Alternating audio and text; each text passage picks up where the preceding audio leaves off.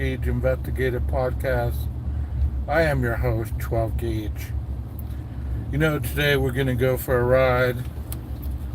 I've been doing lives in my house the last couple times, and tonight I thought we'd go for a ride. Because I have this idea. Since we're talking investigative podcast tonight, I want to talk about Elliot Rodger, and I want to talk about Brian Koberger and any other individual who had the stalking mentality. Of course, you're going to tell me, 12, there was no such thing as stalking in the Idaho 4 case. Well, just because somebody stands up and says there was no evidence such as stalking, have you ever wondered that maybe he said that because they weren't going to trial at that point, and maybe that was one of their highlights on what they were going to discuss in their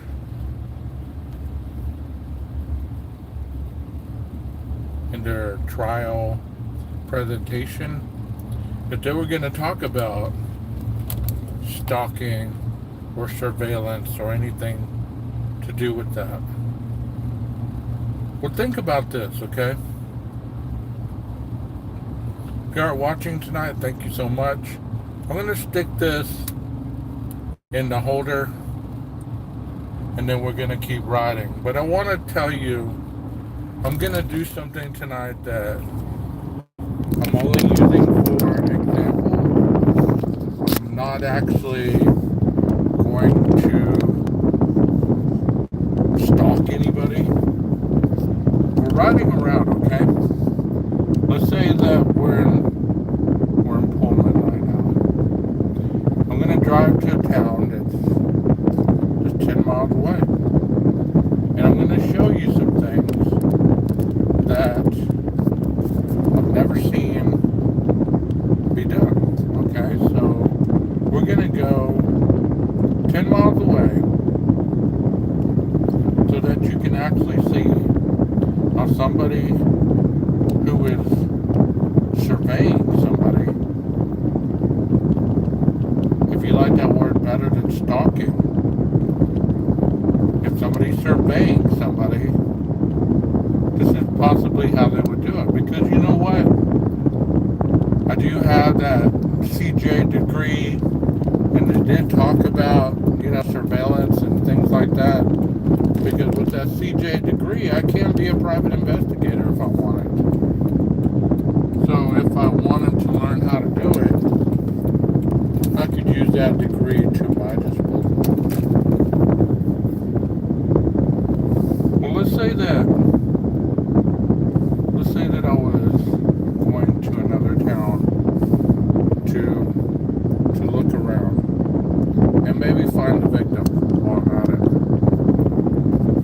Not a victim to necessarily do what these killers did, but to just find somebody to fulfill my fantasy, to fulfill my urge. Because that's what it's about. Elliot Rodger, we've seen multitudes of videos of him videotaping himself as he was driving around neighborhoods looking for people to do things without their understanding.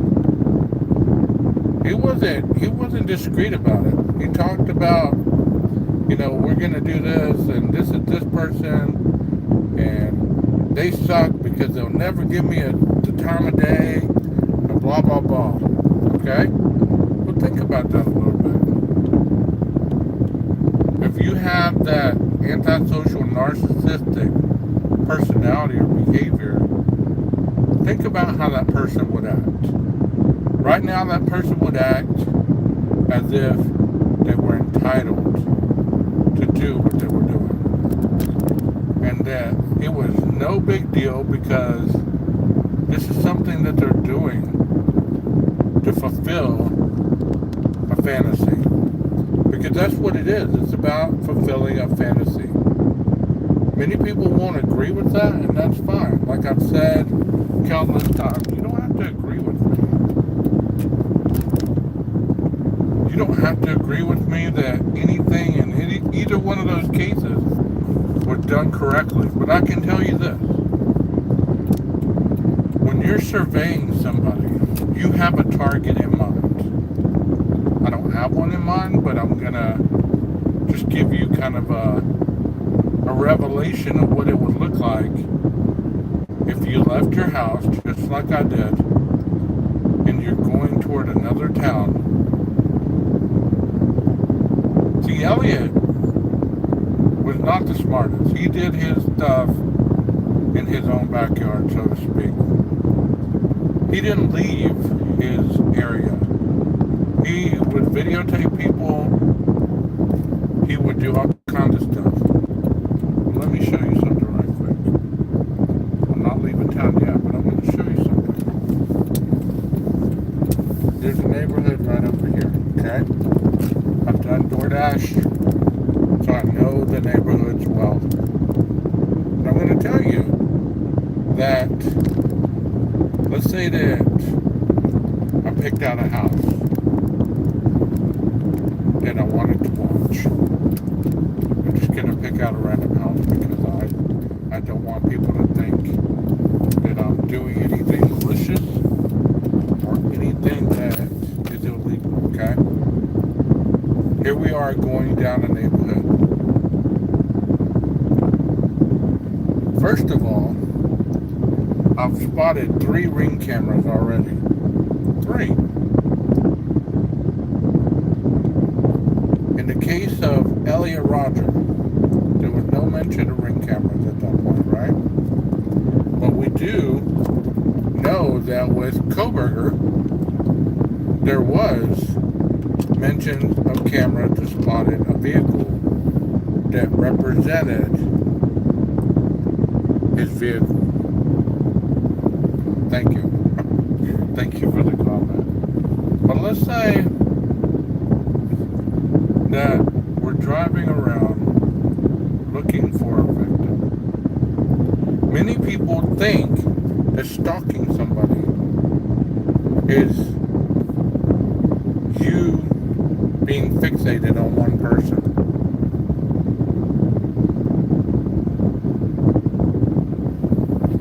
Well, thank you for your kindness. I'm probably not as good as some of those other channels, because they have the lock on solving all the crimes. I just merely talk about them. But thanks for your comment.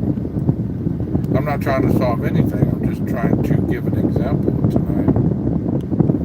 But let's say that my object of my desire, the object of my desire is on that campus over there. Because that campus is a college, right? So,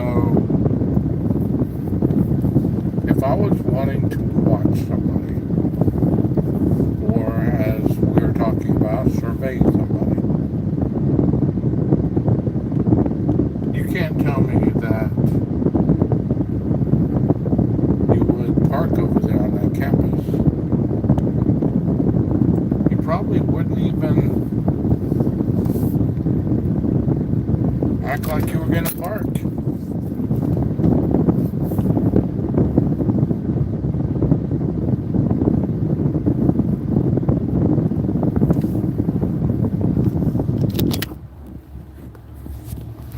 Well, I have the AC on that holder, so if you can't hear me, maybe possibly that's what it is. Or maybe it's the phone. But once again, thank you for your comment. But let's say that I wanted to just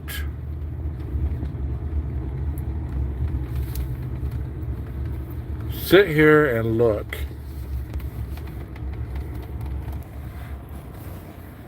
at the object of my desire, whatever that might be.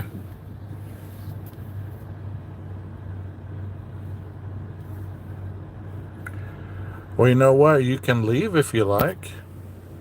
Because you look like a troll anyway, so why don't you go somewhere else where they got better sound?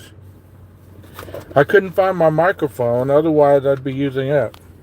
Oh, look, I just found it.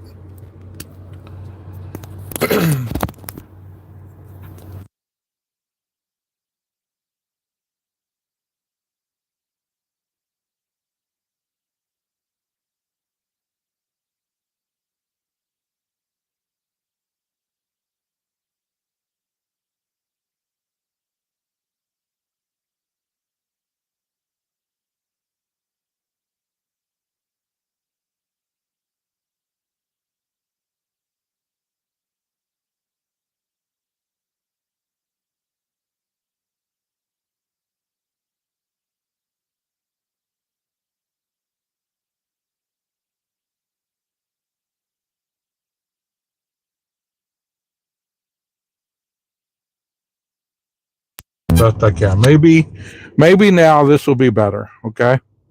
So I'm on a college campus right now, and there's not much going on, right? Not much at all. But look at all the opportunities. Look at all the opportunities to just sit here and watch. Sit here and watch people. And you say, well, these people that committed these crimes, what did they all have in common? Well, these two that I'm talking about tonight, they had in common that they murdered college students. They murdered college students. So if I'm sitting here at this college campus and I'm just watching, you notice nobody's looking at my vehicle. Nobody's coming over here. Nobody is preoccupied with me because there's a reason. There's a reason. Because A, this is a campus where you would expect to see random people parking, walking around, having the opportunity to pick out somebody that they wanted to harm. Because that's what Koberger did. That's what Elliot Rodger did. He essentially rode around looking for their prey. Whatever that prey was. So, as I'm sitting here, you say, well, you're just sitting there doing nothing. Well, think about Elliot Rodger. He would ride around with a video camera, videotaping random people, yelling obscenities at them, and all kinds of stuff, right? And Mr. Koberger, he would theoretically be sitting out in the woods behind houses looking at people in their most vulnerable states. And whether you believe that or whether you don't, that's not for argument tonight. I'm merely just talking about observation and how easily it is to survey somebody. Because people have a fascination to believe that you can't survey somebody from a distance. That the people know exactly that they're being watched. Which is not true. It's not true. because there's a campus dorm right there, right?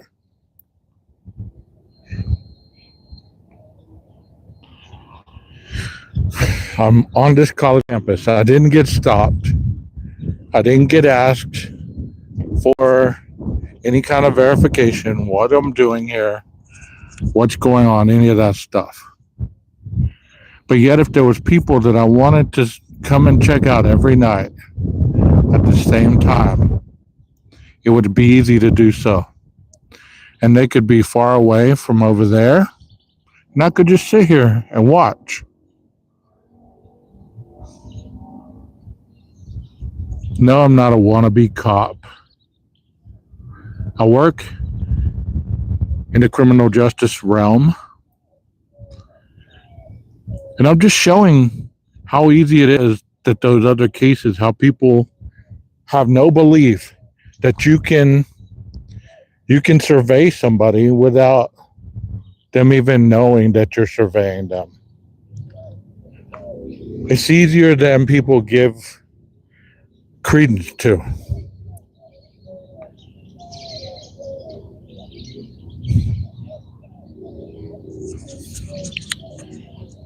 So,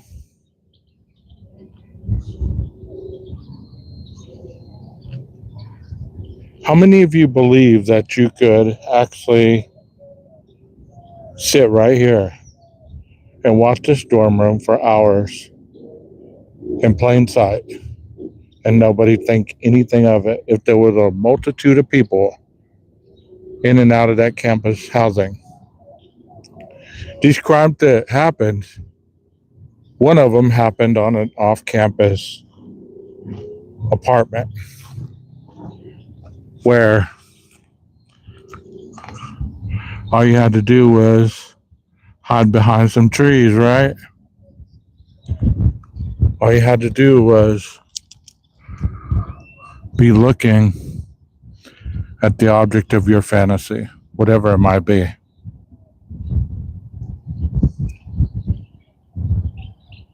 Koberger did that.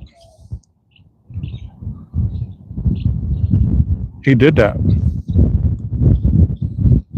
He murdered 4 people in that campus housing, off-campus housing,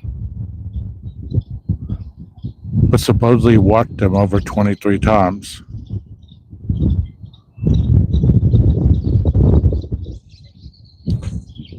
You wish. You wish so, Joe.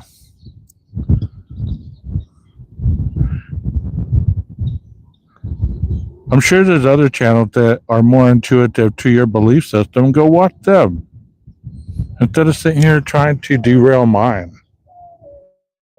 I mean, that's kind of childish. Don't you believe?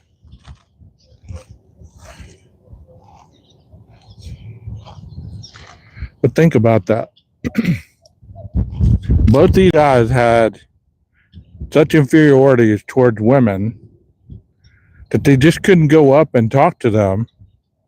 They had to watch them from afar. They had to watch them. Well, that's good. I don't care. I don't care. I don't care. I don't care that you can trace me. Good for you, Inspector Gadget. Come find me. I don't care. I'm glad that you can trace me. Anybody that watches my channel knows where I'm at anyways. So the fact that you don't tells me that you're nothing but a troll. So get going. Get going. You're interrupting my live stream.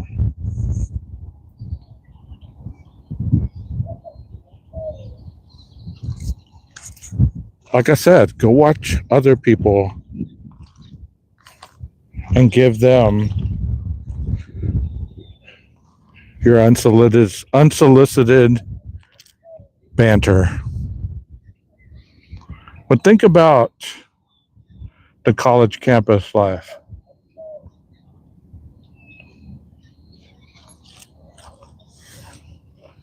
Elliot Rodger was such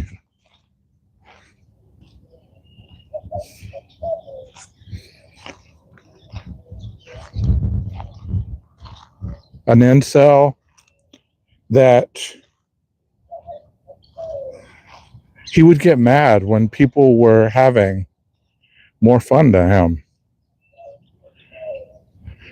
He'd be watching the sky, and then all of a sudden somebody would plop down on a bench and he'd start talking crap about him.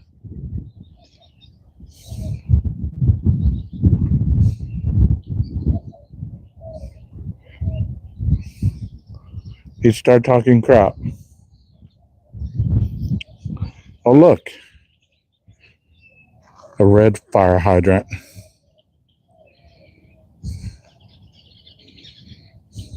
How many of you remember the fire hydrant in that other case? Interesting, huh?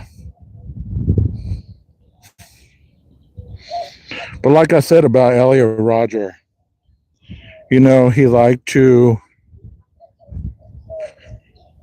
sit there and talk about how supreme he was, how much of a gentleman he was. But at the same time, the supreme gentleman didn't have the fortitude to even ask a girl out. But he would talk about how he couldn't get a date and how these women were this and these women were that. But he didn't have the fortitude to even ask them for a date. So that's it's quite interesting, isn't it? That he would film his object of his desire and not be able to even go forward and try to get them to even notice him. But he would be like a bunch of things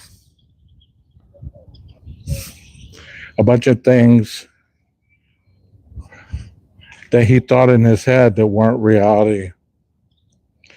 He would be thinking that nobody wanted him because of this, that, and the other. He would be thinking that all the guys who had the girls were just jerks. And of course, he was the supreme gentleman.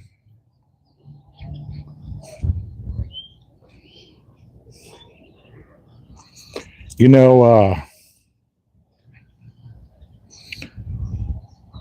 if you watch the video of him while he was videotaping his stuff, you would have saw him at that Starbucks. And you would have seen him throwing coffee at a couple just because he figured that they were inferior. An incel, the supreme gentleman, was triggered.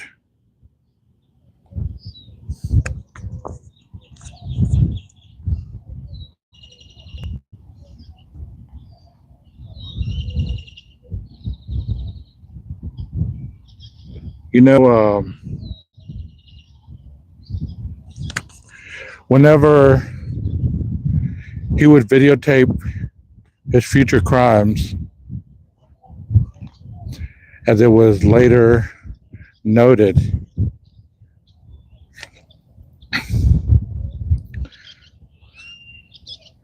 he killed innocent people. He tried to break into a sorority house and he couldn't get in. So he saw two women walking by the sorority house.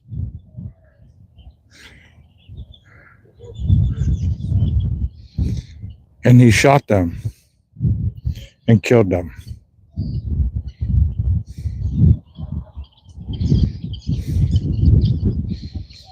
So, if that tells you anything about that individual, it should tell you a lot, because this was one of the people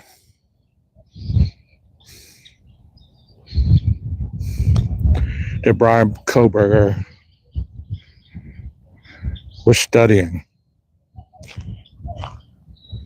An individual that was so out of the loop that he was unable to even incorporate anything that resembled any type of interaction with the opposite sex. He didn't like the guys either. He didn't like the guys either. That should tell you a lot about individuals such as Mr. Roger.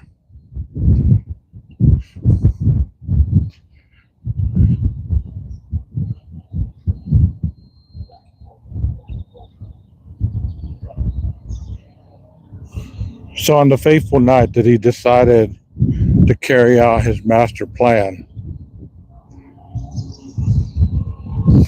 he decided to take his anger on the world. He took it out by taking out as many people as he could. Random people. Maybe people he had seen before.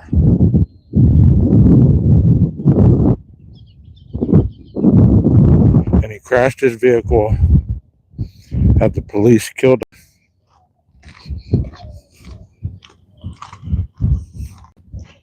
A sad case, nonetheless. But let's talk about the Koberger case in reference to that.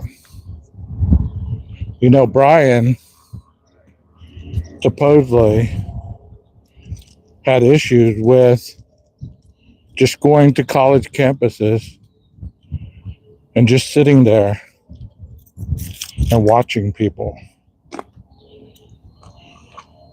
Do you not believe that that's possible? Do you not believe that that was possible? That he could have done that?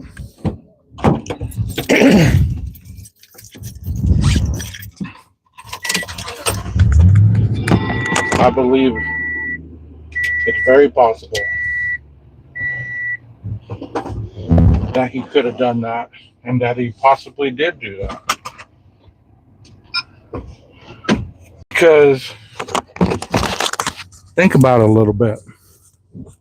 What information do we have that he didn't do that? You know, in this age of people say, prove your stuff, what information do we have that he didn't do that? Because when people are investigating certain things, they want you to prove how that can't be possible.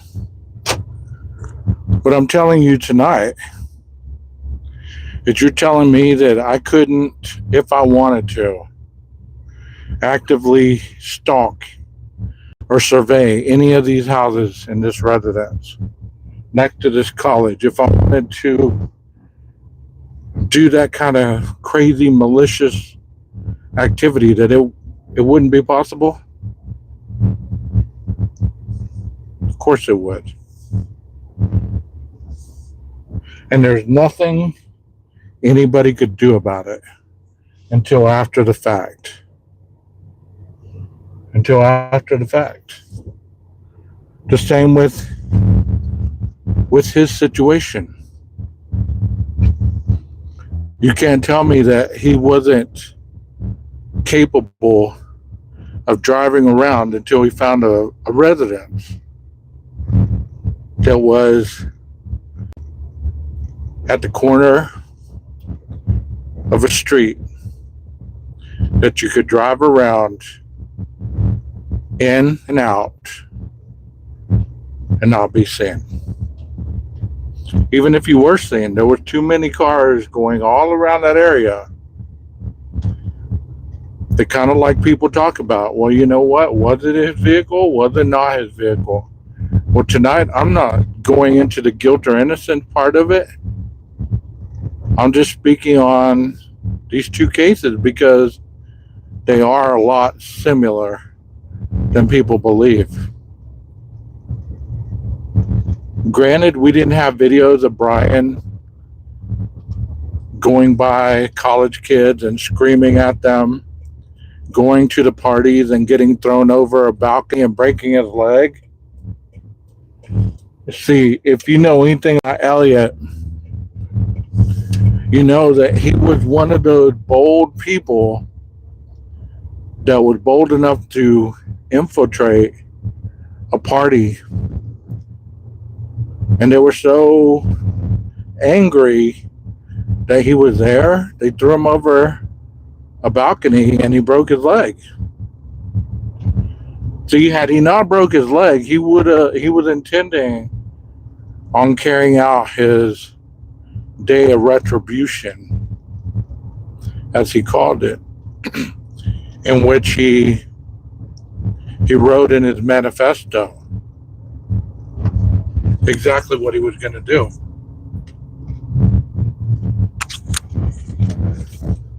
See, he had it all written down. He had videos on it. He had all kinds of stuff on what he wanted to do. So you tell me, you might believe that BK is innocent, and that's your belief, that's fine. Like I said, it just isn't about innocence or guilt.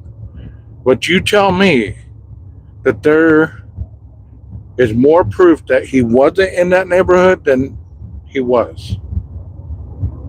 I ask you that. Because if you can tell me that he wasn't, where was he? You tell me he wasn't in that neighborhood 23 times. Don't you believe that the police would have been able to track him other places those 23 times if he wasn't in the King Road residence? You might not believe that, but usually when it comes to investigating people, you just don't go on camera images or neighborhood canvassing. If you're investigating somebody, you're going to go above and beyond to try to figure out, okay, what is their daily pattern of existence? What do they do every day? Well, we knew that Brian was a TA, right? We knew that. Common knowledge. So chances are, if he showed up to work, then he was at work from at least 8 to 3, at least, probably. Grading papers, all that good stuff. But what was he doing the rest of the time? You don't believe that when they got his cell phone, they were able to track records upon records that gave them a digital imprint of where he was or what he was doing? Because it's easy to say that there wasn't any evidence in that case. The same could be said for the Elliot Rodger case. If people want to defend Elliot, they could say there was no evidence in that case that would have tied him to those murders. They didn't catch him on camera shooting up that deli. They didn't catch him on camera shooting those 2 females outside that sorority house. Just because there wasn't footage, you failed to realize that there was probably witnesses that witnessed his rampage. Because there was people that didn't die. There was people that lived through that rampage of his. But at the same time, there was innocent people that were just living their lives that got caught in the mix. And that is so sad. That is so sad with those two crimes. So you say, how are they familiar? Let me clear my throat so my mumbling voice doesn't annoy people who are trying to watch. Because they're so old, they need their hearing aids cleaned out or whatever. You know, it's ridiculous. The people that say that are the same people that listen to a certain person who I'm not even going to give the time of day to even name him or even speak on him much more than this.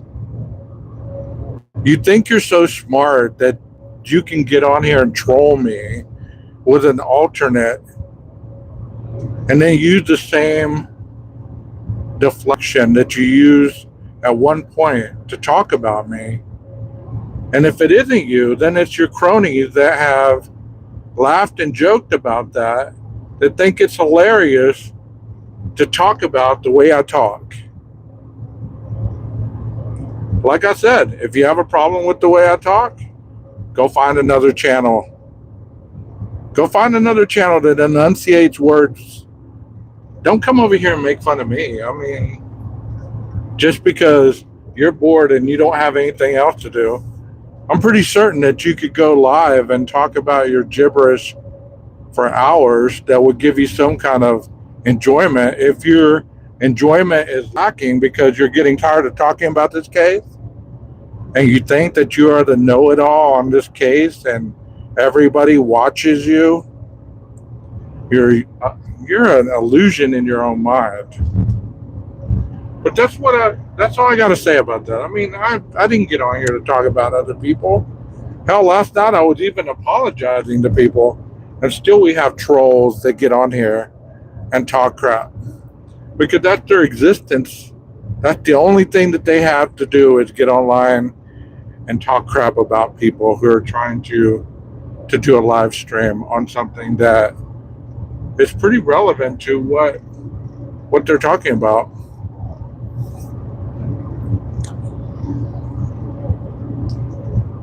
Bitch made niggas, that's what they are. That's what they are. But anyways, I'm driving to this town that's 10 miles away. And the sun is setting. And I chose to come at this time of night, or this time of the evening, because think about, I'm not going to come out here at 2, 3, 4 in the morning like Brian supposedly did. But think about an individual that's driving to another town to wanna pray and stalk somebody who they either attracted to or they have some kind of revenge motive, or maybe it's just their object of fixation and they want to hurt that person. Because I don't know how come it's so difficult for people to believe that you don't have to know somebody in order to see them and understand their pattern, especially when you're this close and distant to a town. Pullman and Moscow were close together, obviously. That's what I've heard. I've never been there. But think about that a little bit. If you're that close, you're going to run into people at one place or the other.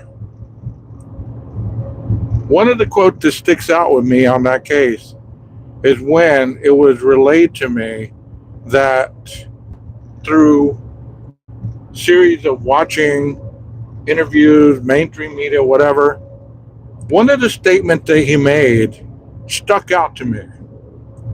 And that statement was the shopping was better in Moscow. So I had to ask myself, was that a literal term, or was he shopping for something else? Was he literally shopping for his prey? Was he shopping for drugs? Was he shopping for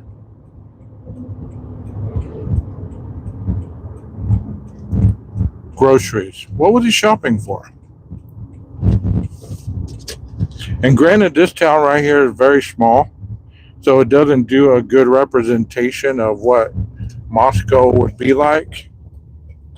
Because what I've seen, Moscow has a lot of trees and it has a lot of things that West Texas obviously does not.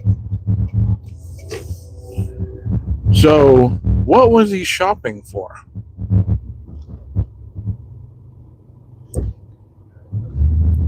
If we take the stand that he was going over there to shop for groceries or things that weren't malicious, then maybe the shopping was better because he got his vegan stuff over there where in Pullman they didn't have that type of stuff. If you want to believe that, okay? Because we got to be objective when we're talking about this at this point because, there's a lot of unknowns. There really is. So if the shopping was better in Moscow, what was he shopping for? What did he get in Moscow that he could not get in Pullman? What was it? That is an investigative question. You say that's silly, it's just a statement. Okay. But think about that. If you're looking at intent and you're looking at motive, you're going to be looking at those statements such as that. I want to have the chance to be exonerated. That's another statement. And if you're looking at that statement, what does that statement mean? Does it have a hidden meaning or is it just directly generalized? It is what it is. So I ask you that. What did you what do you believe he meant by the shopping is better in Moscow? Did he mean the same thing as Elliot Rogers saying that, you know what, all the people that attended the park that he went to chill at were ruining his serenity? Because he visualized the area where he was as being his own personal place, like he owned it. Elliot was very disturbed. He really was. And if you don't believe that, go look at his story. He was very disturbed. He was very entitled and had those types of behaviors that he believed that people were really out to get him because they viewed him as not being good enough. So did Brian have those same type of behaviors? Did he believe that people were out to get him, that people were viewing him as not as good or not as equal as possibly he believed that he was with people?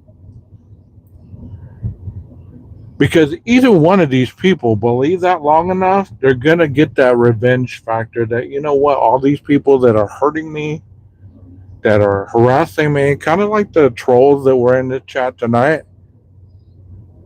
Think about Brian or Elliot reading those comments that were being directed at me.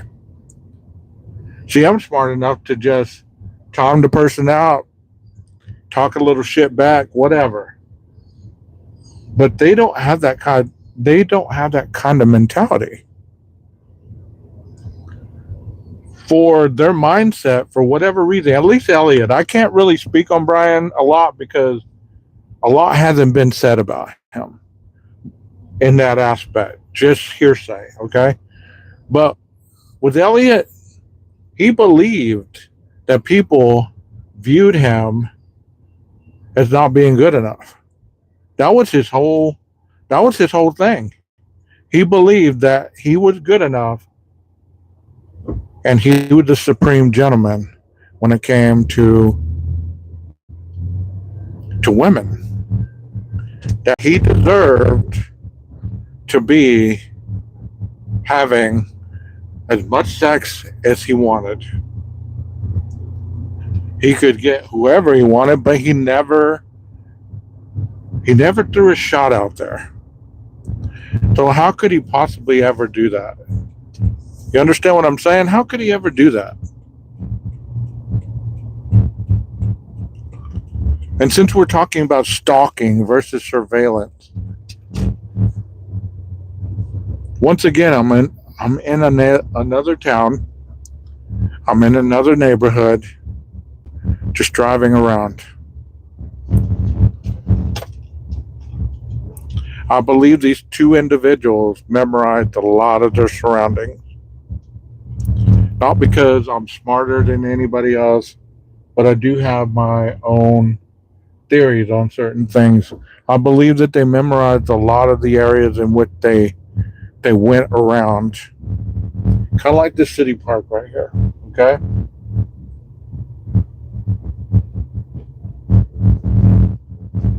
I pull up right here and I just sit here and look at all the places around me, all the homes. And if I did this every night, would I be stalking these people? Would I be surveying them? Would I be looking at a chance to break into a home if that was my intent? Of course, because nobody knows what is going on in my head in this vehicle. And I don't claim to know what Brian was thinking. I don't claim to know what Brian was doing. I don't claim to know whether he was in the area. I have my own belief, but that's not what this live is about. It's about people understanding how easy it is for people to really watch you without you not even knowing that they're watching you. Well, if I pull up here every night, what would be my purpose? That is that is my question. If I'm watching that house right there to my right, and I pull up here every night at this time, and I just watch, am I not invading their privacy a little bit?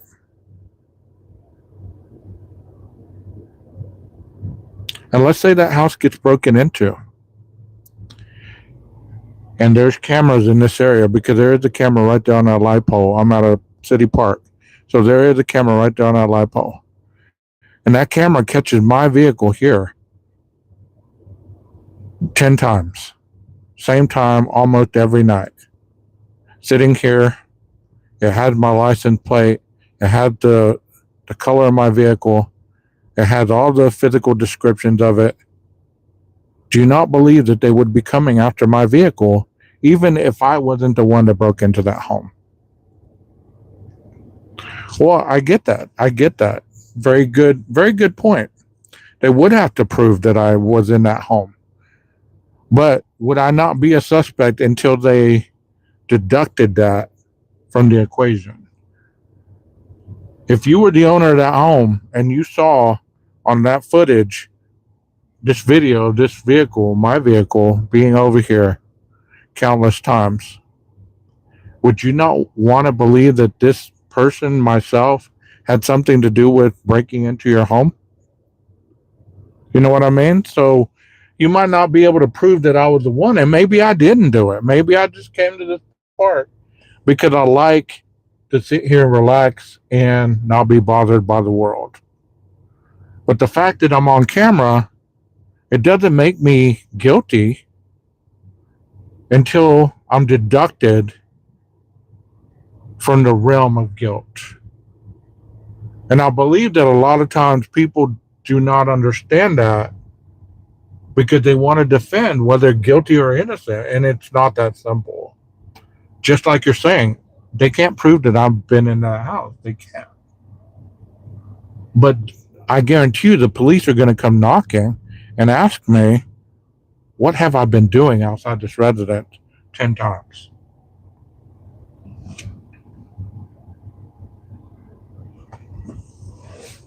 You know? I understand it's suspicious does not mean that I committed a crime. I'm thankful for that because if that house does get broken into, and I'm caught on this video tonight, and the house gets broken into, hey, the cops are going to come looking for me if I was in this area from this time to this time. Right now it is 9:10. If that house gets broken into at 1 in the morning and I was still here, what was I doing here for all those hours? It would catch me walking out of my vehicle. It would look suspicious. It's a crappy example, I get it. But I'm not trying to recreate the King Road murders. You know what I mean? I'm not trying to recreate that because I don't want to be seen on a camera going around the residence all these times. You know what I mean? I'm just trying to give an example and really just give a real life example versus just talking on paper or whatever, you know? Because I've known a lot of people that have been implicated in crimes that they didn't commit. And at that point in life, thank God that they got off, you know, because they weren't culpable of the crime. But they still had to go through the whole process, get questioned. Where were you? What happened? And what have you been doing? There was a girl that just ran by just now. Let's take this to another realm, okay? And I'm talking about this because this is true, not true crime, but this is investigative crime that I'm talking about. That girl just ran by, right? Let's say she gets abducted in the next 5 minutes. You don't believe that every vehicle that is in any vicinity of that individual that's caught on video is a potential suspect until they're cleared. They are. They really are. And like I've said countless times on my channel, the police don't create suspects, they eliminate them. You know? They don't create suspects, they eliminate them. So if there's a crime that happens, if it happens to me, somebody breaks into my home or somebody takes somebody I love, I want them to go above and beyond to look at everybody. No stone left unturned. You know, kind of like the Nancy Guthrie case. You know, she was supposedly went missing from her home. You don't think that her daughter and her family wanted every vehicle, every person walking by, caught on camera, looked into? That's a lot of man hours. But you still want that to happen, correct? You don't want them to just get one person in their sights and saying, hey, that's the one that did it right there, and go after that one person. But what that makes it really unhealthy for that person is if the circumstantial evidence.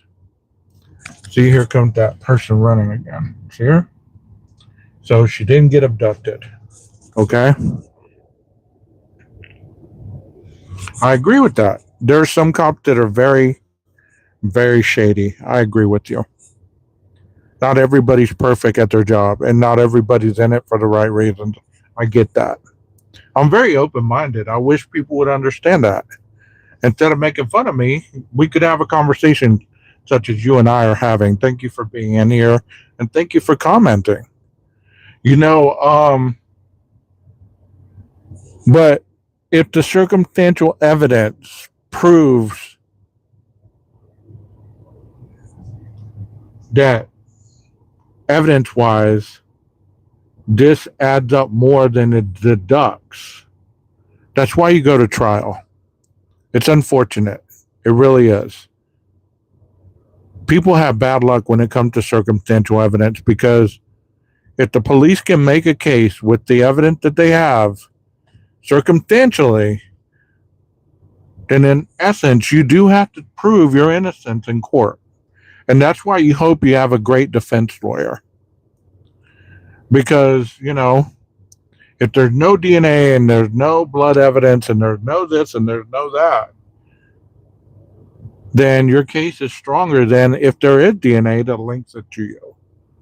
How the DNA was found, I've never heard of a case other than the one that we're talking about tonight where people dispute that so much. If let's take the Delphi murders, okay? Let's take the Delphi murders. Those two little girls were murdered for no reason other than being on that bridge. And let's say that DNA pointed to Richard Allen. Let's say there was DNA evidence that pointed to Richard Allen. How many people would be happy at that? That Richard Allen was actually the killer. That DNA evidence, blood evidence, whatever, would have pointed to him being the culprit. They would have felt like there would have been some justice in that case, right? Or would they still be debating that Richard didn't do it? See, I'm open when it comes to these cases. I'm not necessarily going to say, okay, this is cut and dry. I have questions in all these cases. But once I believe something, that's what I believe, right or wrong, And it's unfortunate that, you can't have a belief system to counteract somebody else, or otherwise they divide you into a category, and that's where you stay, you know? So I'm asking you, if Richard Allen DNA was found on any of the clothing with Abby and Libby, and they definitively said, hey, it was his DNA, any of that stuff, and you have the video portion that we've all seen, the hearing of the voice, all that stuff, would people be questioning that DNA was messed with, that the cops had it out for Richard Allen, that they needed somebody to pin it on, that they didn't have the right guy? See, I don't voice my opinion on that case because it is too confusing, and there's no way that I could ever say that he did or didn't do it. But whatever your understanding is on that case, I want you to ask yourself, if there was DNA that was found on Abby and Libby's clothing that traced back to Richard, would you be questioning his DNA as much as you question other cases? That's just a question. Because DNA is supposed to be the smoking gun, the bullet in the chamber, blah, blah, blah, all that stuff.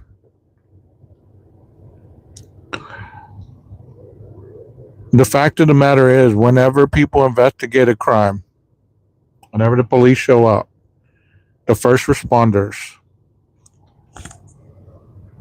they're not going to go into that home. And I hope these people, if they're watching my channel, if they stumble on my channel, I hope you know I'm not surveying your home. I'm not stalking your home. If anything happened to your home, I didn't do it. I have this camera rolling and everything. But I'm going to leave this area just in case.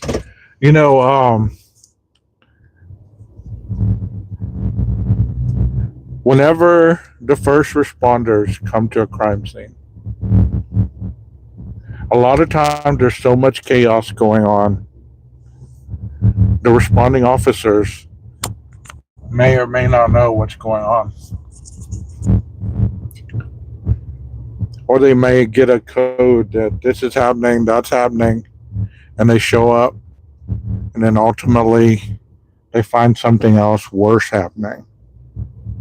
Because how many times have we heard that responding officers respond to a domestic violence situation, and by the time they get there, they have a homicide?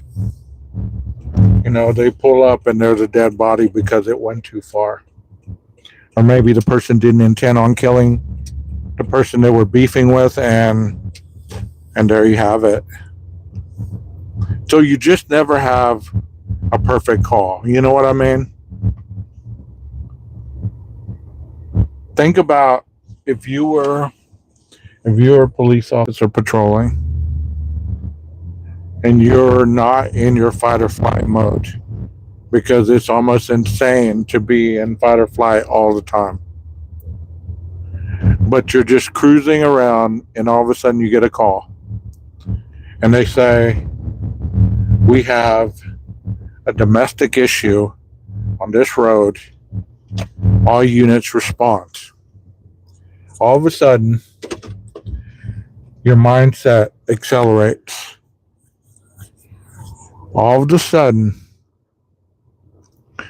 that calmness you just had, your adrenaline is racing, your thoughts are racing, you're trying to think of the procedure to do once you get there. Because I can tell you, you could have worked this 100 times, and every case is different.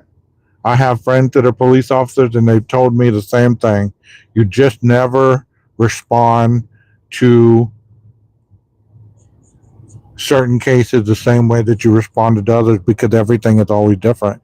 So you respond to that domestic violence situation.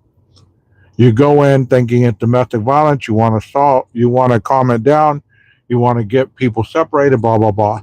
All of a sudden, somebody meets you at the door with a gun. All the training that you have, all the de escalation tactics, everything goes out the window. Because all of a sudden, you're met at the front door with a gun. And you have a moment to react. Most people are going to say, drop your weapon. They're going to draw theirs. They drop your weapon, blah, blah, blah.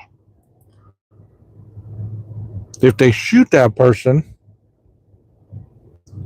I ask you, were they in their right to have shot that person that answered the door with the gun if they felt threatened? See, a lot of these things are judgment calls after the fact. Kind of like the Idaho case.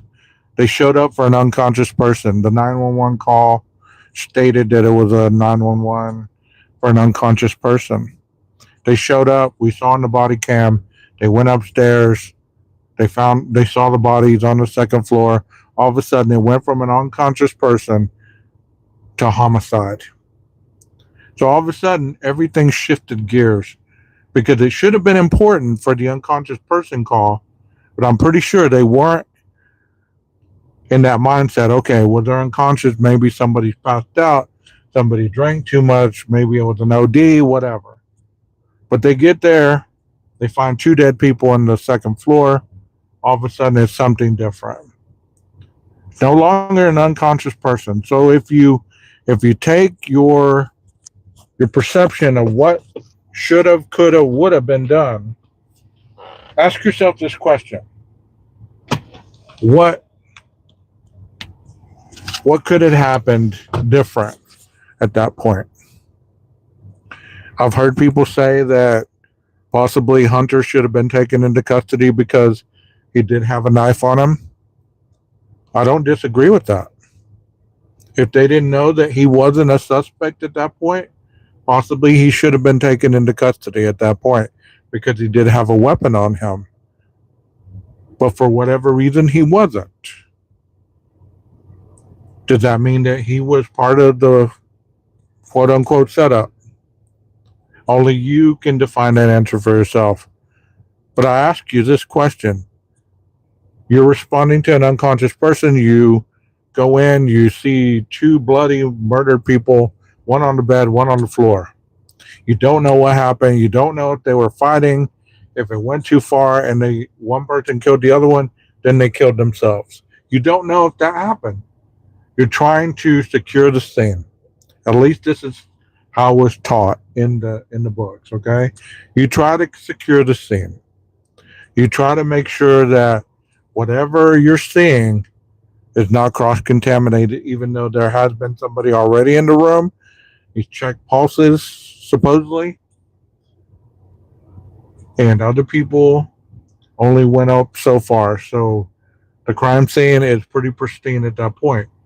Then you would have thought that they would have swept the resident. They would have made sure that there wasn't anybody else in the residence that could have harmed them or that was impotentially committing a crime as they came into the residence. That didn't happen. They went upstairs, they found the other two deceased people, and then all of a sudden they radioed, they started, putting the crime tape around the residence and so on and so on. Their job was to secure the location until the investigators got there. The unfortunate is nobody ever told us who the investigators were right off the bat. We didn't hear anything about anything until 3 days later. You know what I mean? Let me see what you're saying. This is where I think the dispatch should have listened closer to that there was a man in the house. What if the perp was still there in the closet and ambushed him? That's a very good point. I thought that myself when I was watching the body cam as they were going through the residence. What if the person that would have been there? We know that he wasn't, but they didn't know that. They didn't know that Hunter wasn't the perp. They didn't because he had a knife, right? But that's debatable. Whether he should have been taken into custody, whether he wasn't, all this, that, and the other, that's debatable. That's on you. Me, possibly he should have been taken into custody until you found out that he wasn't involved in any of that. You wouldn't think that he'd still be there, but you know what? The police stumble across the criminal in the act all the time, so you wouldn't have known that he wasn't culpable of that until you figured it out more. He should have been taken into custody, at least handcuffed, taken outside until they figured out what was going on. Well, once they figured out that there was a quadruple murder, at that point, everything should have been quarantined off. The front door, crime tape, all the back door, crime tape. They didn't do the back field until what? Hours later. The back field and all that was not ever cornered off. It was not ever crime taped off. None of that. And does that mean that the police failed at their job, or does that mean that they were not very proficient at their job, or did that mean that they just didn't do it? Because when you're trying to find out how did it go from an unconscious person to a quadruple murder, how did it go that fast? Because put yourself in people's position, right? If you're going to ask yourself, okay, I'm a police officer, I'm showing up to this home, I'm chilling on a Sunday morning, not a lot goes on, and then I arrive and there's all these kids outside and they're freaking out, and then one of them taking you indoors and he has a knife. And then you see the people murdered. At that point, you're not thinking about crime tape. You're not thinking about contamination. You're not thinking about any of that. You're thinking about, I need to make sure that there's not any more victims. I need to make sure that the perpetrator is not in the home. I'm not looking for the weapon.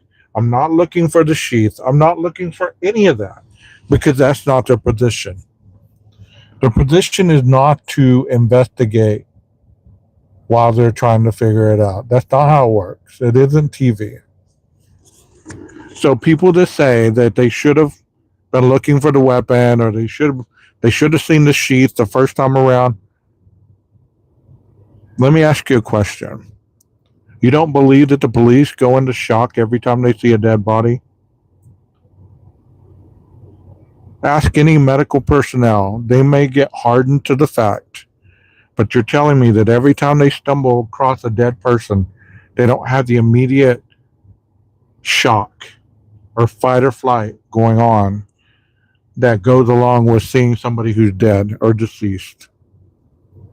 Maybe these cops were not seasoned. Maybe they were not used to seeing dead people, right? I'm not taking up for them, okay? I'm really not. I'm just trying to be as objective as possible right now as I'm going through that. They see these dead bodies. The last thing they're thinking about is, I need to quarantine the residents off. I need to put the crime tape up. I need to do all this and that and the other. Until more officers came with obviously more protocol minded things. You know, you saw one with a cell phone, he was taking pictures, he was mindful of that. Hey, Walt, thank you for being here, buddy. Mods, if you will, if somebody's rude to me, please time them out. I mean, there's a difference in talking to me and making fun of me, okay? Or making fun of anybody in the chat. It's ridiculous. But nobody's doing it now, so we're good. But think about that. You walk in, you see these murdered kids. You heard their responses on the body cam, right? Oh, fuck. Oh, this, oh, that. I don't know how that wouldn't be genuine to you. I don't know how it wouldn't be genuine. How you wouldn't believe that their reaction towards seeing dead people wasn't genuine. They weren't investigating whether it was droplets of blood on the wall. They weren't investigating whether they were stepping in blood, because at that point they didn't know there was a murder upstairs. So if they stepped in the blood droplets on the way up the stairs, how could that not have been possible? In the realm of understanding, it possibly would have been possible unless they were looking for blood on the staircase. They knew two people were dead on the second floor, but they didn't even know about the victims on the third floor. So going up the stairs, you don't believe that they stepped into some blood droplets? Of course they did. Of course they did. Of course they stepped into some blood. They weren't worried about the droplets on the door. They weren't worried about any of that stuff. But the people that are very intuitive talking about this case, they make it sound like these people were supposed to be perfect in everything they did. Did they mess things up? I'm sure they did. I'm sure they got their own DNA mixed in with some of the blood trying to help these kids. Because you can't tell me that you wouldn't want to stumble upon this and be like, oh, I'm just going to sit here and watch and look at these kids that are deceased. I wouldn't think you would be. I wouldn't think that you would. So, is there a chance that they stepped in some blood droplets? Of course. Could their boot prints have been some of the boot prints that were possibly caught on film later on? Of course they could have been. But there's a deduction of the people that were around that area. You know, well, the police wear this type of boot. This is this type of boot print. Okay, somebody stepped in this blood. Does that mean that they were culpable and they were involved? Not necessarily. Not necessarily. You know? Yeah, very true, Kenneth. You know, in the OJ trial, or in the OJ case, they stepped into the blood. They did. Their blood soaked footprints were everywhere.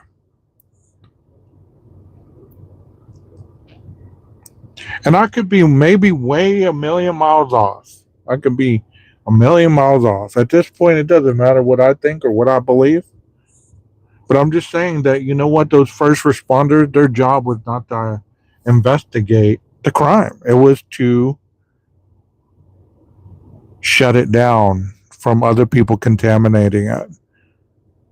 And you don't believe that when they found out that Dylan and Bethany were the only two in that residence the whole night, other than the deceased, you don't believe that their DNA wasn't all over the house? You don't believe that they had to cross reference if any of their DNA was on the deceased? Was any of their blood mixed in with the deceased? Because you would expect Dylan's DNA to be in the room where Xana and Ethan were, especially if she hung out in there with Xana. The same thing with Bethany being up in Maddie's room. You would expect her DNA to be there.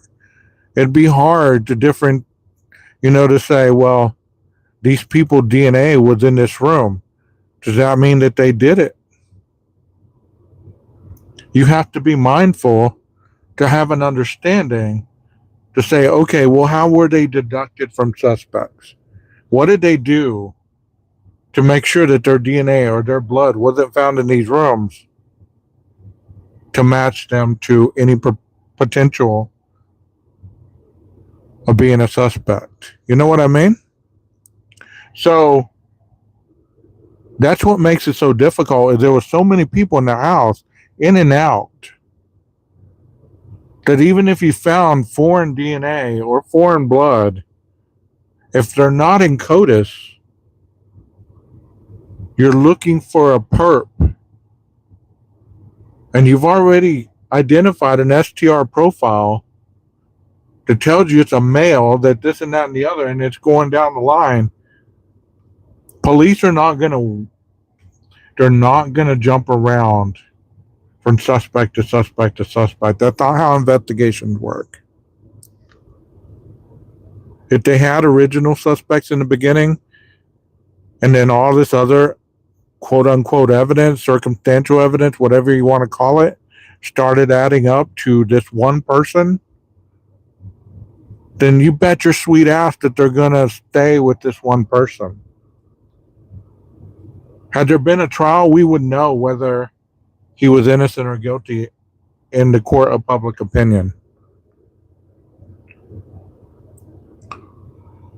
That's all I'm saying, is if there would have been a trial in the court of public opinion, there would have been arrest. There would have been able for people to say, you know what, he was guilty. The jury found him guilty, or the jury found him innocent. Okay, I can live with that. Or maybe they wouldn't. Maybe they would still be not believing it, whatever it might be. But what I'm telling you is this: an investigative process, you don't jump around from suspect to suspect. Let's say the first two suspects, okay? Let's say we're focusing on these two people because they have a motive or an intent that would have caused them to want to commit these crimes. But that's all you have. They don't drive a vehicle that you saw on camera. They have solid alibis where they were during the timeline. You physically look them over. They don't have any cuts. They don't have any blood on them. You go to their home, even if you find objects that have blood or any kind of foreign stuff, you still test it. But you have to remember, all these people that could have potentially been suspects were really close with the people that were murdered. So how would you deduct those people from being suspects unless you had something viable that was theirs and theirs alone that would have put them above any other suspect that you had?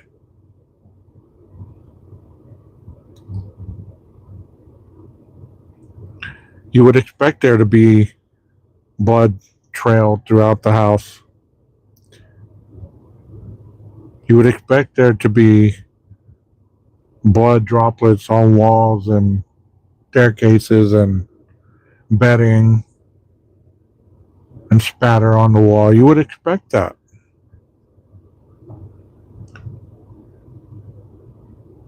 But where people get caught up in this is they're trying to make it into a movie where this should have been a perfect investigation. We've been told it wasn't a perfect crime. We've been told it was a messy crime. We were told that there was a lot of sloppiness.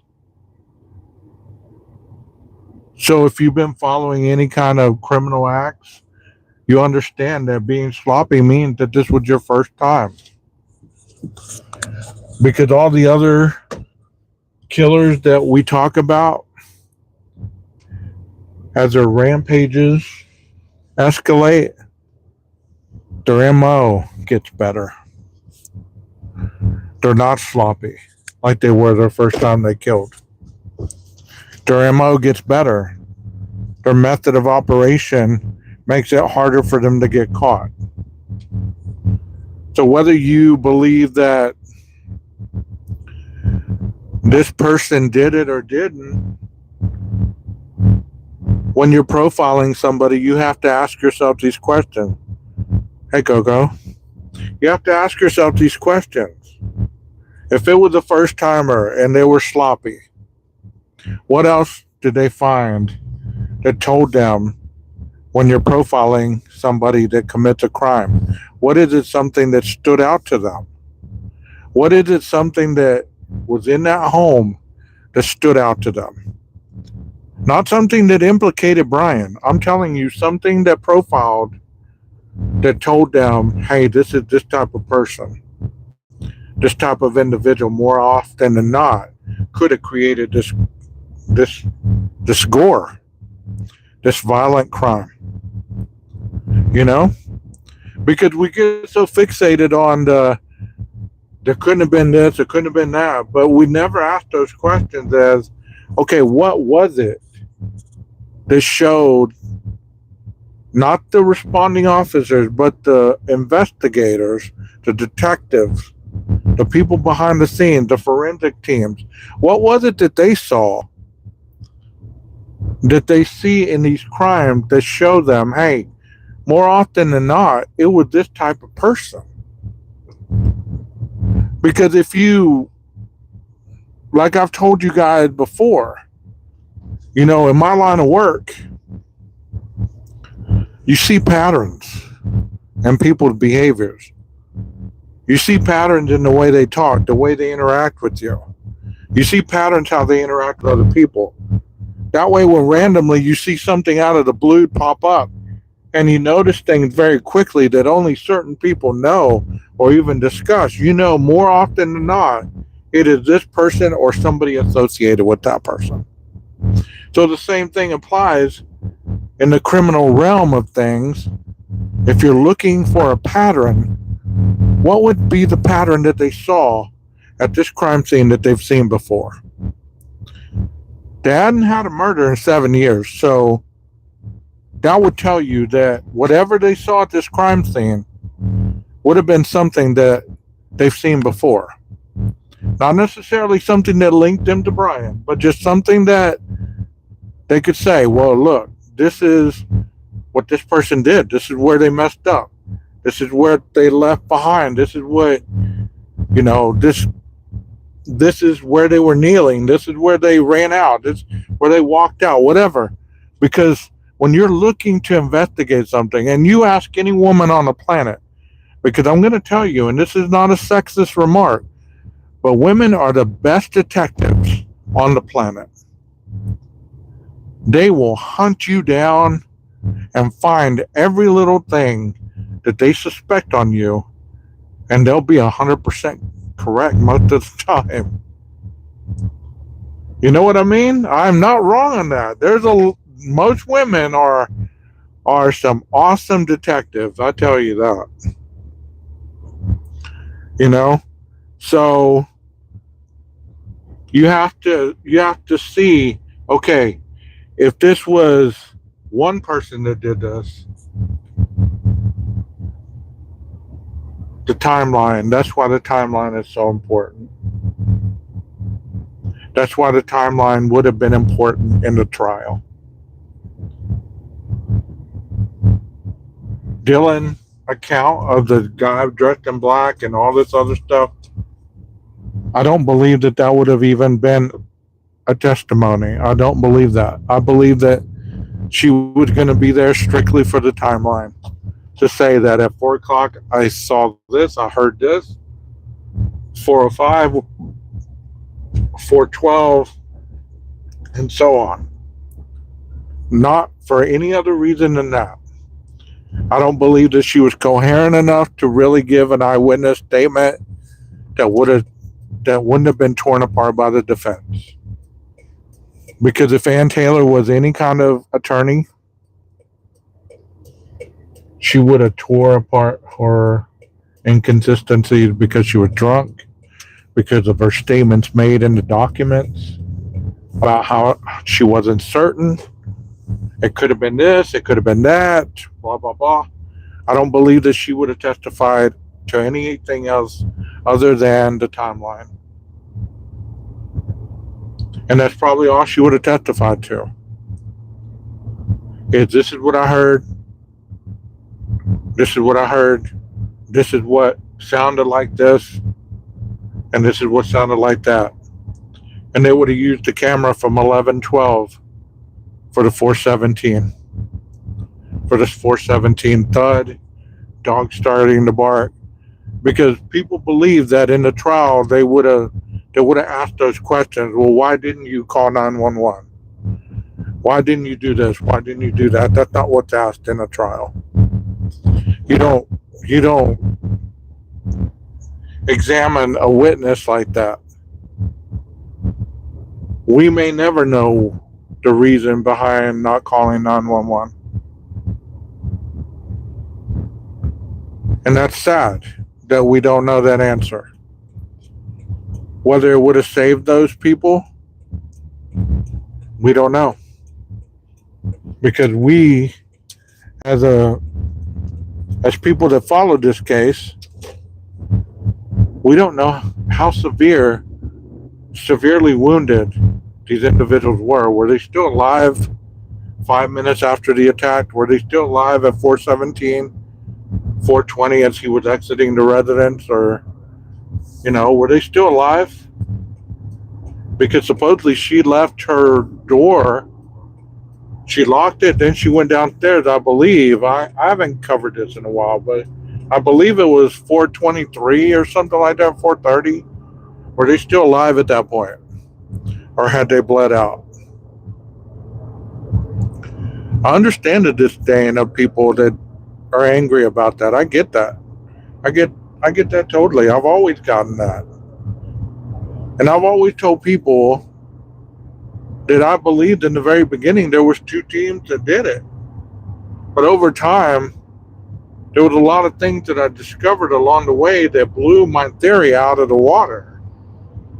You know what I mean? I always thought, because of the wording of parallel, I thought that there was two crimes happening at the same time.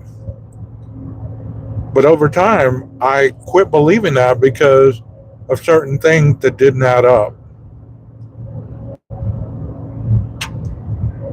And I'm telling you that, it is sad that when it comes to understanding investigations, all you focus on is the sound of my voice or the way I enunciate or the fact that I've never with a female on a live. I mean, what does that have to do with what I'm talking about?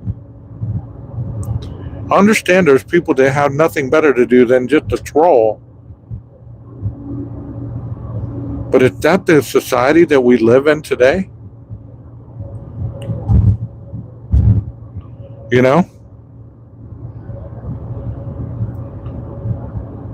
It's tragic. It's tragic. The whole situation is tragic. Whether you believe they're victims or whether you don't, whether you believe they're survivors, whether you don't,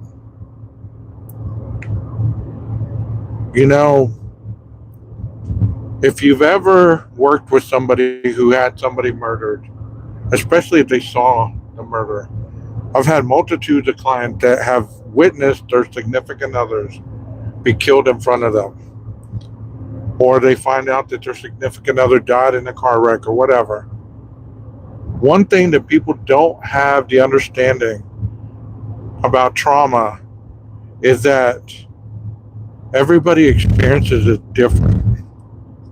So to sit here and say, I know what Bethany or Dylan or Emily or Hunter, who actually saw his best friend slaughtered, full of blood. Nobody talks about that though.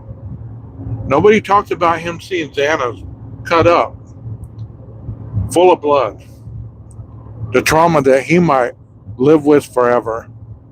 I can't imagine walking in on somebody that I love, that I probably just spoke to hours earlier, and I'm walking in, and they're violently murdered. I can't imagine that. I can't imagine that at all. But the way people are is who they are. I don't have anything. That's not what this live is about. It's about investigative theory, talking about the differences between stalking and surveying. Like right now, I'm driving back from the town that was 10 miles away. Is there any cameras capturing me on this highway? Are there any cameras capturing me going earlier and now coming back? Because if there is, then guess what? That's a timeline. You saw my vehicle pass this camera at this time, and then you see my vehicle passing this many hours later, then you're going to ask yourself as an investigator, what were you doing? And then you canvass that small town because you're thinking, well, if this person was in this little town, there's going to be cameras. And you catch me going by this store on a camera. So that tells you that I'm going in this direction. Then you see me at 2 cameras down the road passing this house. Okay, so now you have me on camera and you're seeing me head one direction. And like I told you, I was at that park. There was a camera there. So you look at that camera and you catch me at that park for so many minutes. So now you're developing a timeline.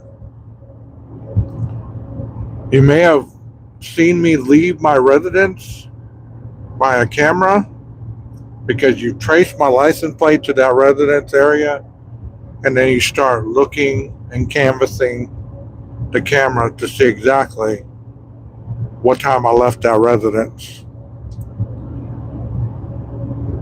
and what time I came back. And in that particular time, my phone has been pinging this whole time because I didn't turn it off. So where's my phone been pinging to? How close to that park did it have me? Was it pinging to a tower here 10 miles away? Or was it pinging to a tower right there by that park? I don't know that because I don't have that kind of knowledge about pings. I really don't. I've never understood the triangulation and all that other stuff. That's why I don't really talk about it. Because I don't want to confuse people in something that I don't understand. That's just who I am. So, right now my phone is pinging down this highway, heading back toward the town that I came from. There's multitudes of cameras, I'm sure, that I will be passing that will show me on camera if the police were ever to canvass this area. And the fact that I didn't turn my phone off, or just that my phone quit reporting to the network, because I read a paper one time, and I don't know if y'all heard it, but that was the big discrepancy. The phone stopped reporting to the network. It didn't ever say the phone was turned off. That was in the PCA, according to the person who assumed that that's what happened. The paper that I read discussed the phone quit reporting to the network, meaning that this phone stopped reporting to a network. It may or may not have been turned off. It just wasn't reporting to a network. So if your phone isn't reporting to a network, then there's no way to track it unless you have location and other stuff that is still on.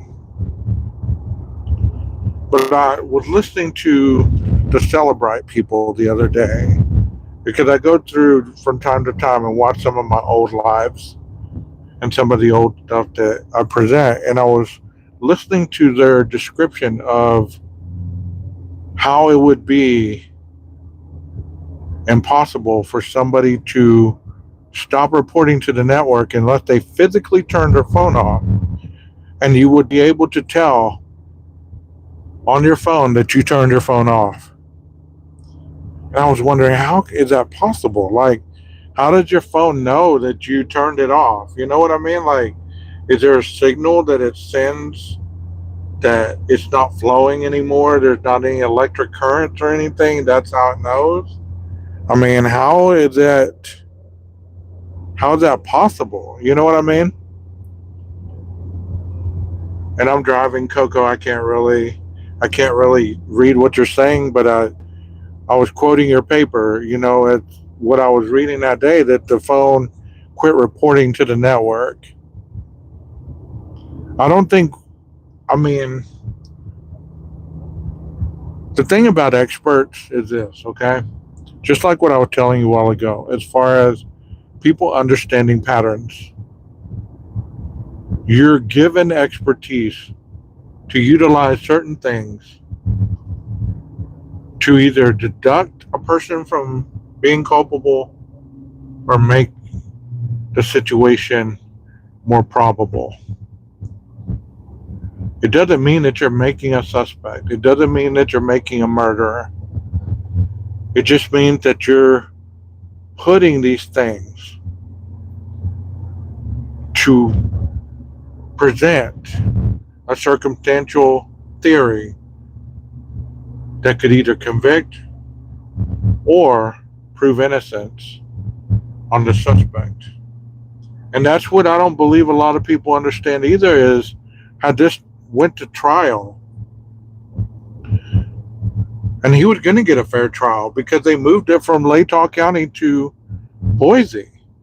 That was the biggest thing, is, we want a fair trial. And I agree with that. He should have had a fair trial. Everybody deserves a fair trial. But at the same time, you have to ask yourself, okay,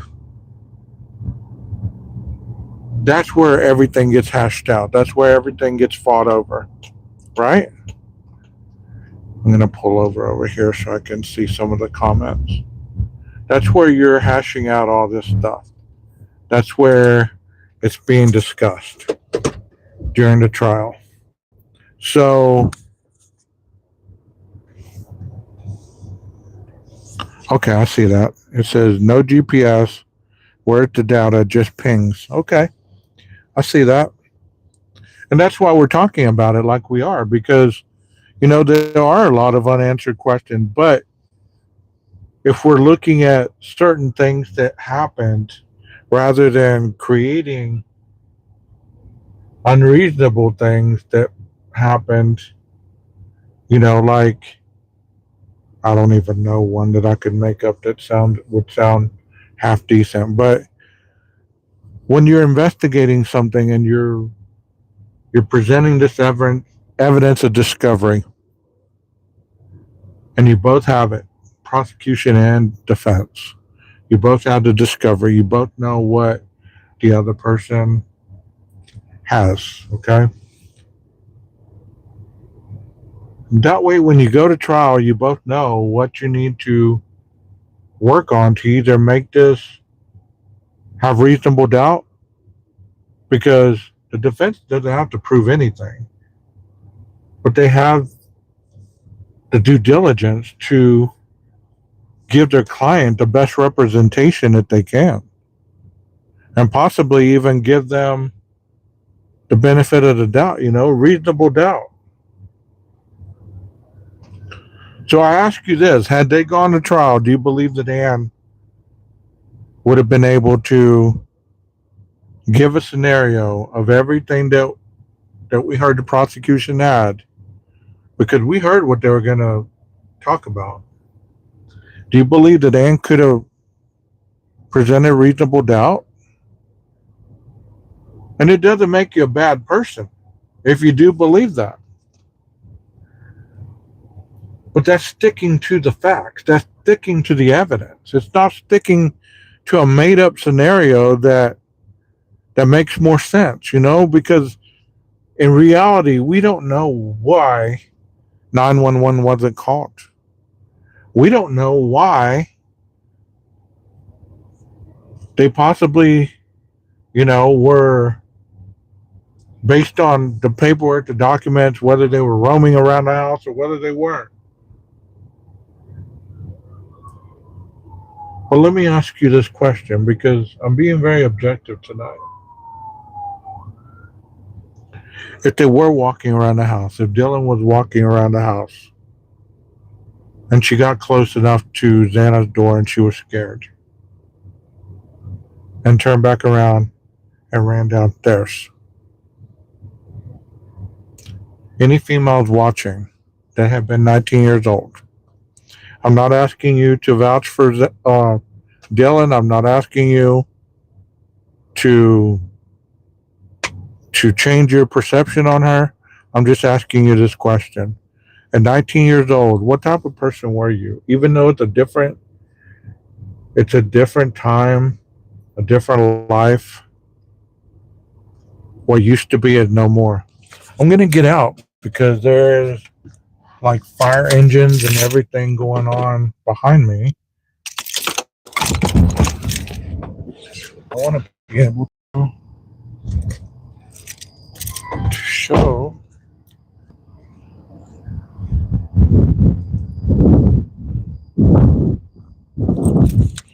what's going on.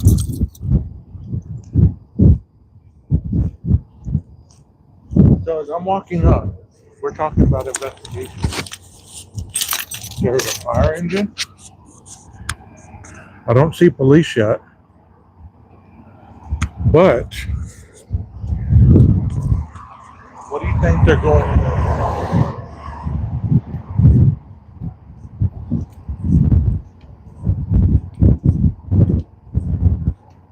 It just happened. So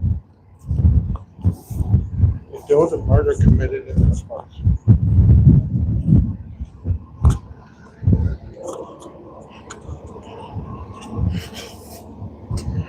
do you think that those first responders know what happened? There's an ambulance and there's a fire truck.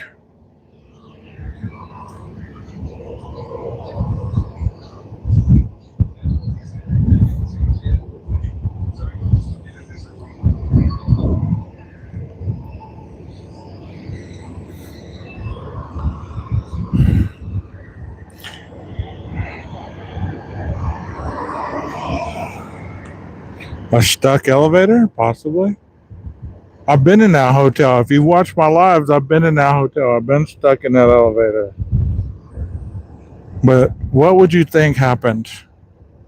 I don't see any law enforcement. I don't see any cops. I just see an ambulance and I see the fire truck. What do you think happened? Heart attack? Okay. Because this is what I'm talking about is like they're responding to this. They just arrived.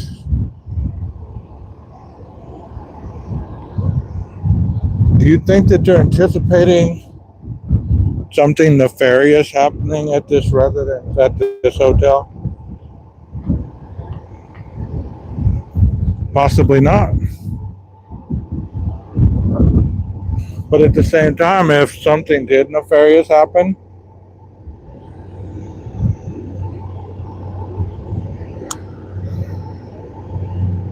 don't you believe that these first responders would be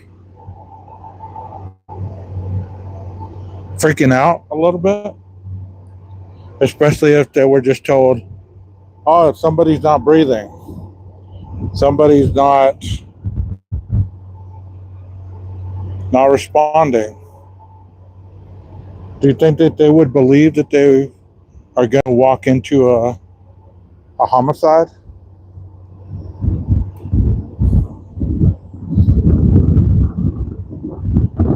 That is the bigger question.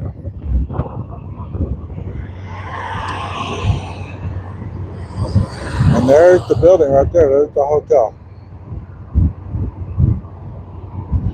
I know the food smells good.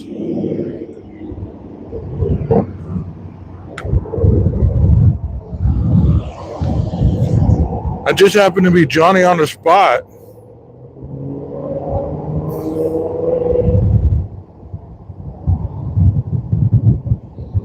Yeah, that is a huge response to slip and fall.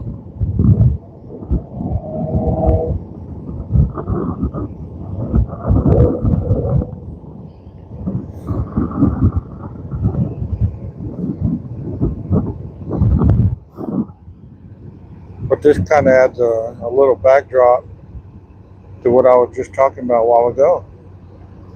You don't know what these people that are responding, here they come right now.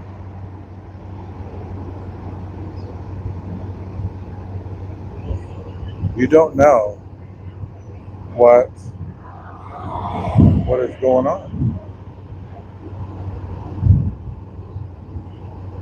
You don't know.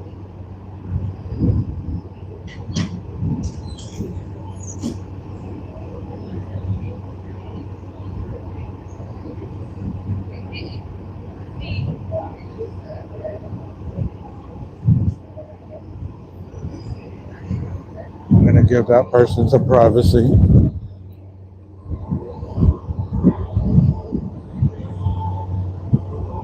You know, it's just tragic. When you think about crime and you think about individuals that are first responders, when you think about the world in which we live, where things happen so quickly, and we're left with so many questions and so little answers.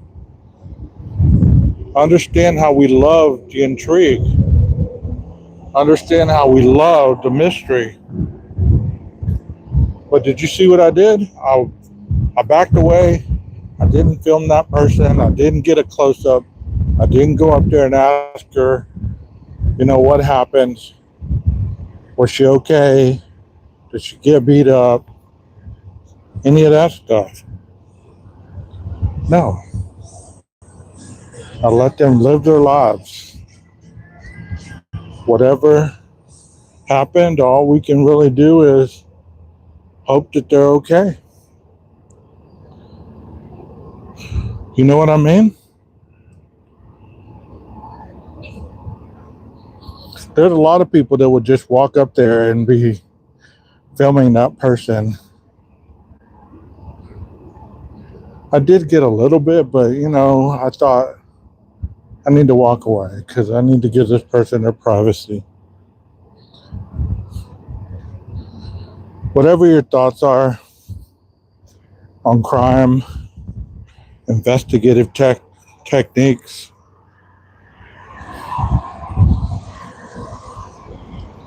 like I always say, I don't know it all. I don't claim to know it all. And I haven't always been in the criminal justice realm. So this is new to me. And I enjoy being out and about to potentially capture events like that I just saw.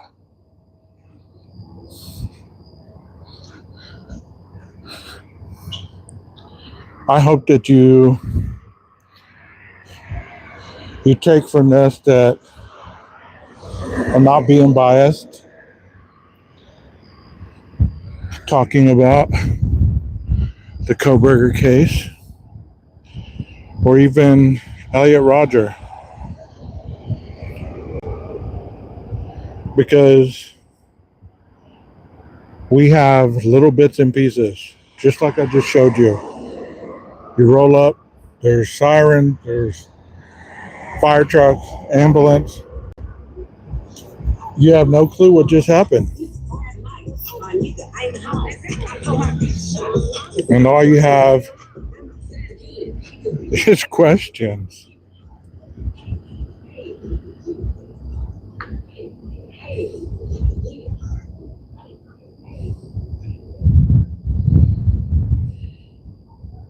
No, there wasn't any humans or reptiles harmed.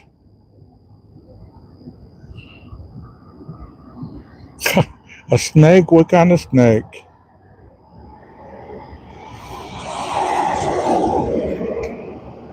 There's our courthouse right there. If you're wondering what I'm pointing this at, that's where I go to court and testify against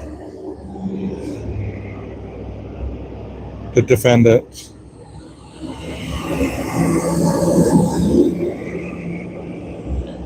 That's where I go and testify on my recommendation of what I believe the juveniles should or should not be doing regarding their criminal acts, what my impression of the crime is, and my recommendation, whether they'll be held in detention or whether they get placed somewhere.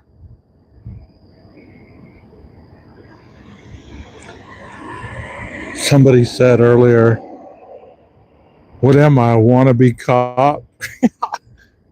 See, it was funny for a little while, but you know what? After a while, it just gets stupid in my mind. You know, I'm just like, okay, you're watching, so what's that make you? If you think this is stupid and I'm dumb, why are you watching me?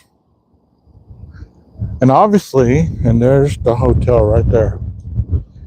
And obviously, one of the person that I timed out watches me all the time because they said something that that they were like, "Well, you always talk like that, or you always do this or this or that." So they're watching, but they still come back and watch. I don't get it. Here's the fire hydrant. I'm not going to talk about Maddie's coat tonight, but every time I see a fire hydrant now, I think about that coat found on a fire hydrant.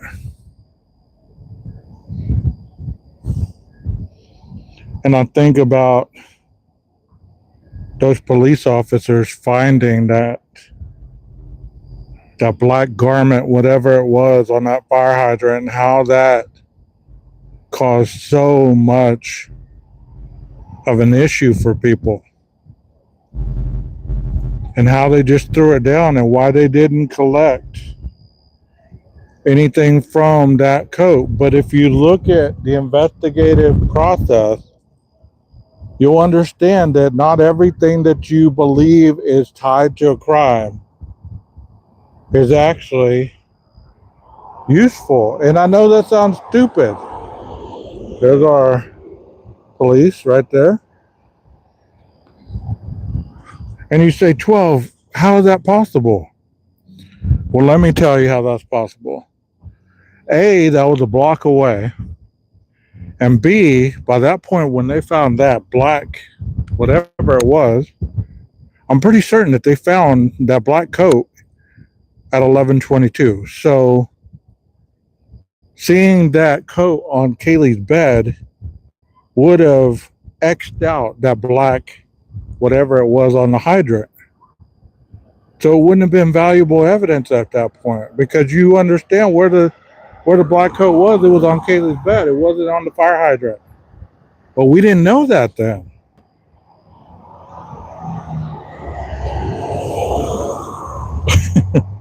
You get what I'm saying? I mean, to be honest, I thought I'm being honest tonight, you know, whether you appreciate it or whether you don't.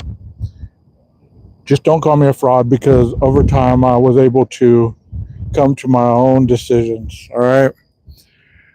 I thought the fire hydrant, when they were talking about it, before I even saw the 1122 house, I thought that fire hydrant was in front of the 1122 right there on the corner. And when they said, you know what, they found a black coat, as if somebody came and left the black coat to say, okay, the murders are done. We completed the deed. Honestly, that's what I thought in my head before I saw exactly where the coat was found or whatever that garment was.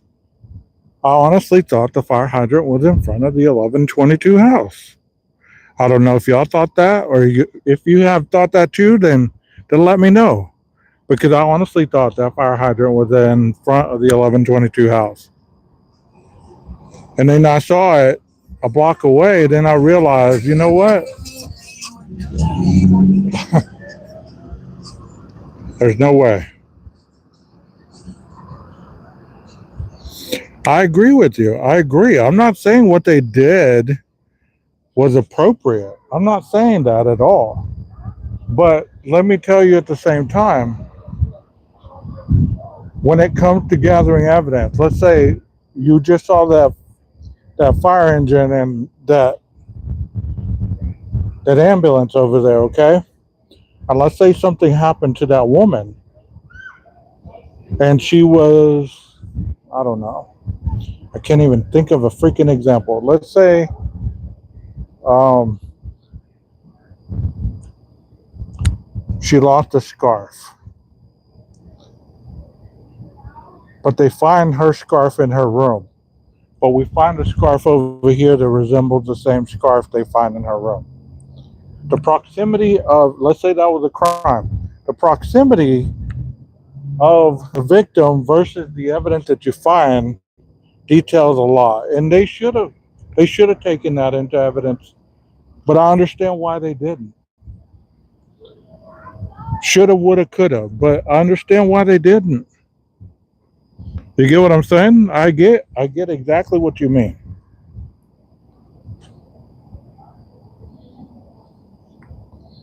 Of course, of course. But I honestly thought that coat on that fire hydrant or whatever that black garment was that they threw down was or should have been looked into a little further.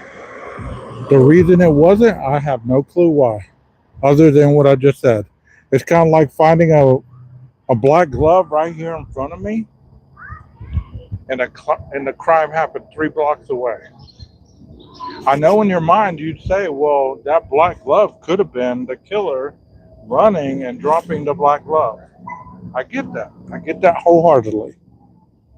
But at a police investigation, you're thinking, okay, if we gather every piece of paper that could resemble a crime taking place, how many more black gloves do you see in this area? If there's a black glove over there, is that the same black glove that could have been associated with the crime? Is it right?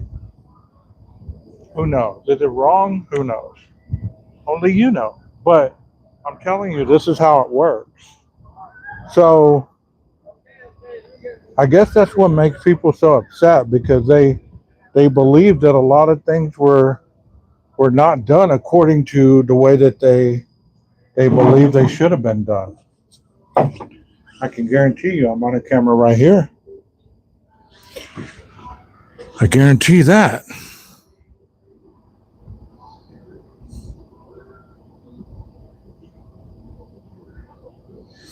Yes, the fire hydrant was not on the scene. Had the fire hydrant been in front of 1122, then that garment, whatever they found and threw down, then that would have been evidence because it was in the proximity of the crime. Everything that they found in that proximity was viewed as evidence. That's why that boot print that they found in the backyard,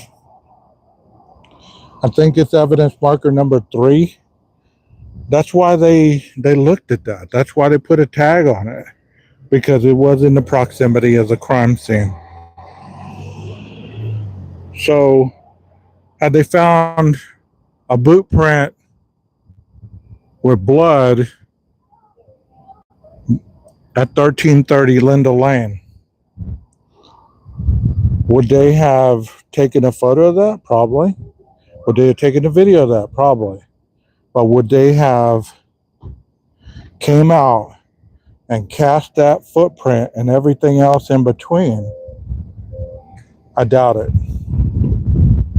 Because at a particular point, you have to understand as well, they probably knew based on that latent shoe print, whether it was tied to Brian or whether it wasn't, they had an understanding,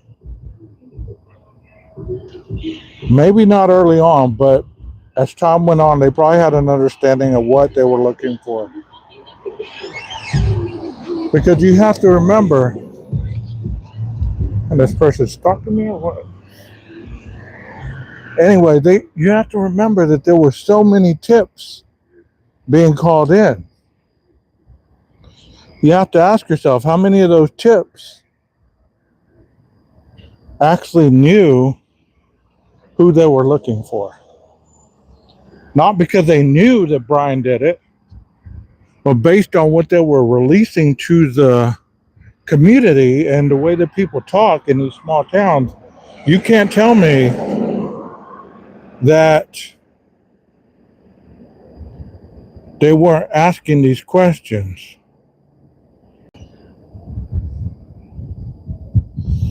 You know, you can't tell me that all those tips that they had, that some of those tips were not talking about Brian Koberger and his weirdness or the way he treated women at WSU and all this stuff, especially if his students knew he drove a white Elantra. Once they were looking for that white Elantra, once that bolo went out, you can't tell me that his students did not call in on him. You cannot tell me that they did not, because I believe that they would have. Especially if you had people that he wasn't very nice to, according to some of the way that people talked about him. For no other reason than to be vindictive. Well, I'm going to call on my TA because he's an ass. And that sounds like something he'd do. He's weird, he's creepy, he does this, he does that, and he drives a white Elantra. And he came to class looking like this and blah, blah, blah. We don't know how Brian showed up after the murders. We don't. All we have is just heard, quote unquote, hearsay, right? We've heard the documents. We've heard all this stuff. We don't know. But there's people that saw him after the murders that were interviewed, I'm sure. And they had firsthand knowledge of what he looked like, how he acted. Was he different? Did he have any cut? Was he wearing Band-Aid? Did he have a bandage? We've never been told any of that, but that doesn't mean that it didn't happen. You know? There was all those call-ins, all those tips. And in all those tips, they were also looking for a pattern to profile the potential of who could have done this. This wasn't the first time college kids have been murdered, so you don't believe that the FBI understands who they're looking for? How even Idaho State Police, they don't understand because they're the best of the best in that state.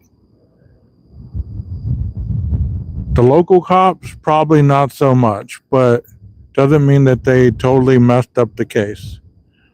Because I believe that they didn't investigate as much as people give them credit for. They had to write all the paperwork. They had to do everything else because they were the lead agency. It happened in their state. It happened in their town. You know?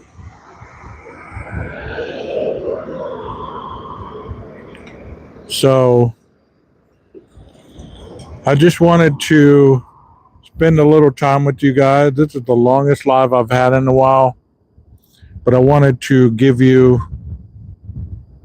a couple cases that kind of coexist together and give you some actual footage of what the difference between stalking and surveying would be.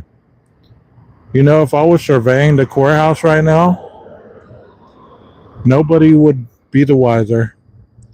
Has anybody stopped and asked me what I'm doing? How I've been walking up and down the street talking to myself.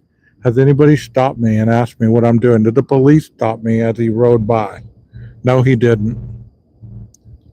So to sit there and believe that if you were looking at somebody or you were surveying them or you were stalking them, that somebody would know it. How that's the whole definition of what those words mean. You're inconspicuous, meaning that nobody would know that you were doing these things. You know? Nobody would know. But I got to get to my day job early in the morning. I hope that you enjoyed the live. Thank you so much for those of you that were positive in the chat and gave some good, valuable feedback. Even if you don't agree with my thoughts on this, you still were able to come in here and talk about it. Thank you so much for doing that. For the individuals that were being very disrespectful at the front, I tried to give you a chance, but you kept pushing it. So, that's how the ball rolls.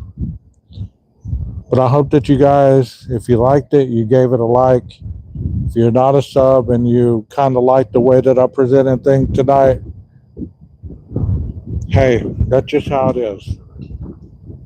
I don't believe that I want to talk about this every night like I did at one point, but I like using this case as examples because it has some good investigative qualities of either investigations gone wrong or investigations and how they really go versus the impression that people have. Till next time, thank you so much.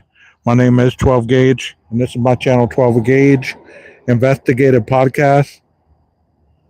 Y'all have a wonderful night.